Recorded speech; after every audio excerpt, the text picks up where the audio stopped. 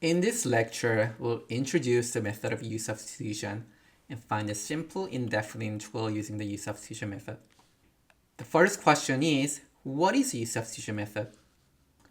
Let's consider an indefinite integral of the following form, where f is a continuous function on the range of g of x. Recall that we need this condition on the function f at the minimum so that we have an integral of a function. Then, by simply letting u to be g of x, d over dx becomes g prime of x. Now, by moving dx to the other side of the equation, we get that du is g prime of x dx.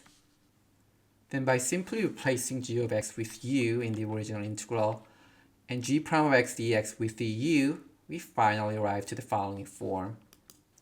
And this beautiful theorem. So how can this theorem be applied? Let's consider the following very simple example.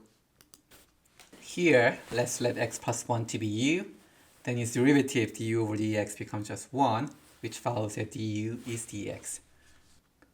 By replacing x plus 1 in the original integral with u, and dx with du, the original integral simplifies to the integral of u to the third power du. Now, using the power rule for integrals, the antiderivative of u to the third power is u to the fourth power over 4 plus a constant c. All you have to do now is replace u with x plus 1, and we arrive to this final answer. It wasn't too bad, wasn't it? I hope this video helped you understand one of the most useful integral techniques, namely the method of u-substitution.